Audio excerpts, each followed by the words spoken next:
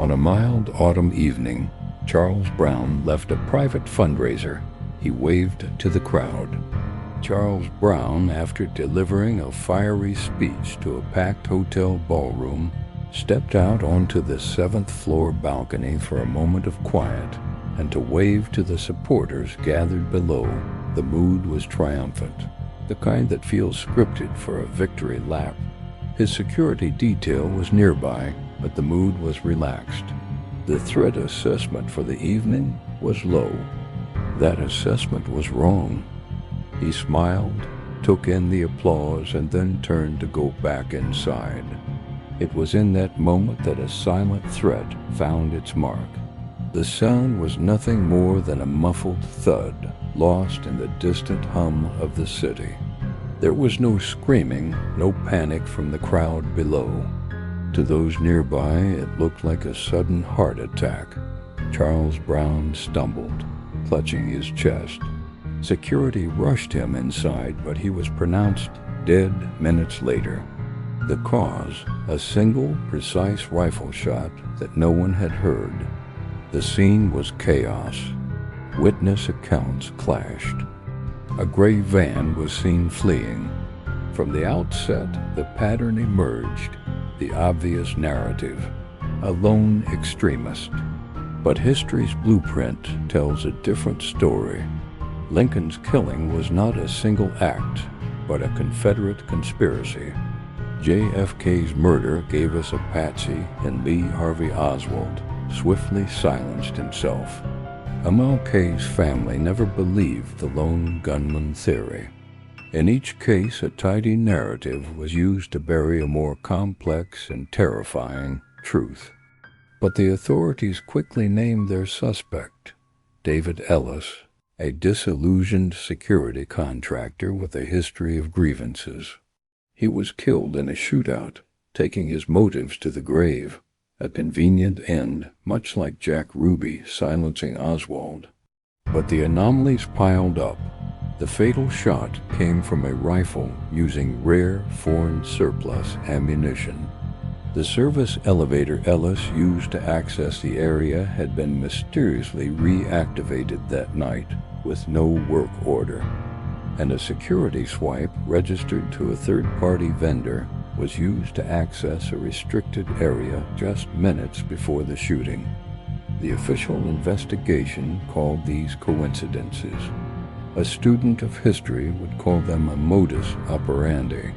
The public was not satisfied with the simple official story.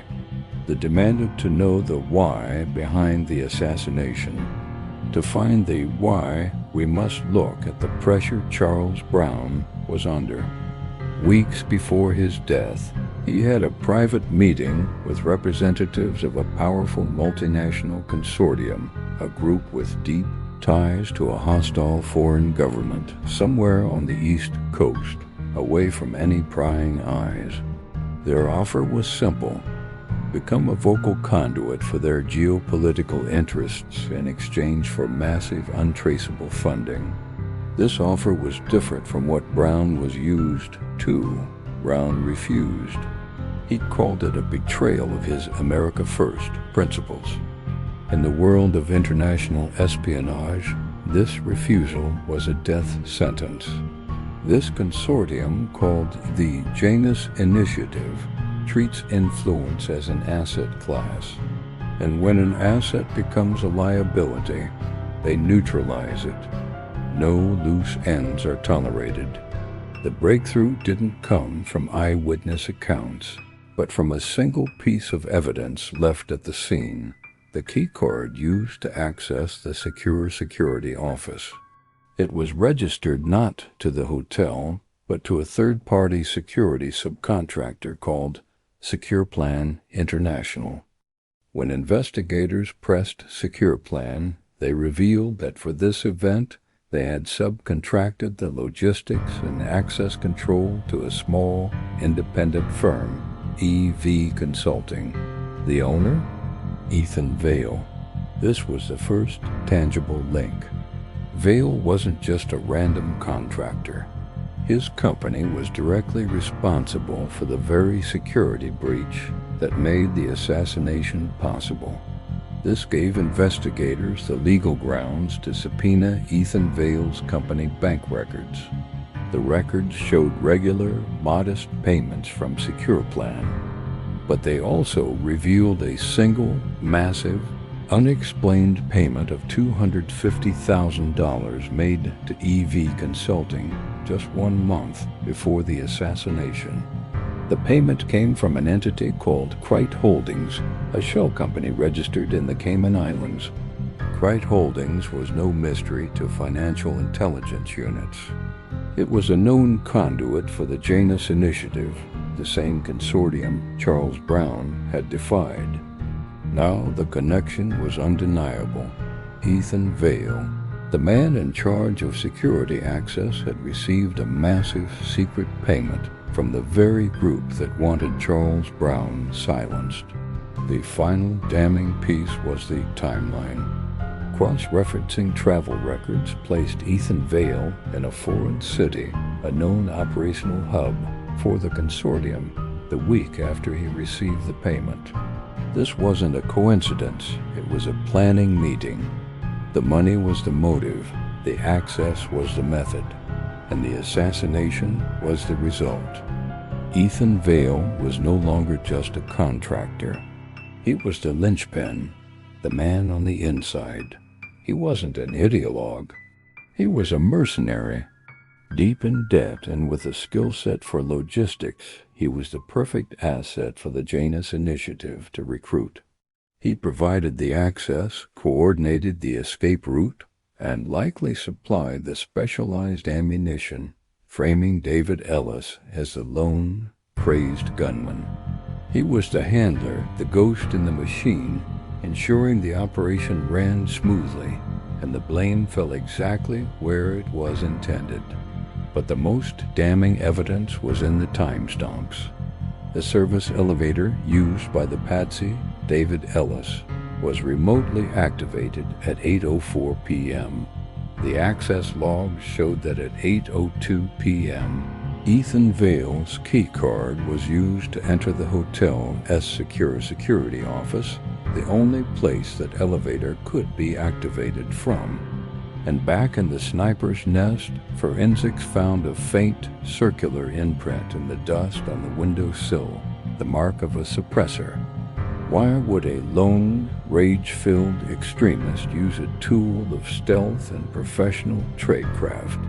He wouldn't, but a hired operative would. With this evidence, the money, the access, the timing, the FBI had their case.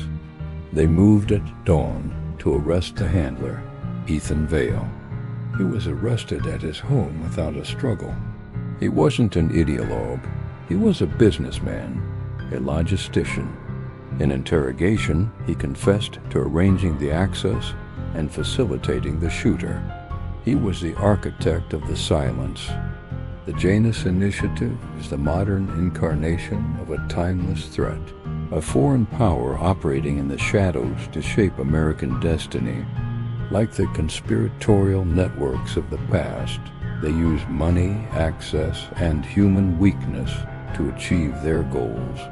And like all those past assassinations, the cover-up began immediately. Witnesses changed their stories. Evidence was lost or mishandled. The narrative was steered relentlessly toward the lone gunman theory, dismissing contradictions as conspiracy thinking.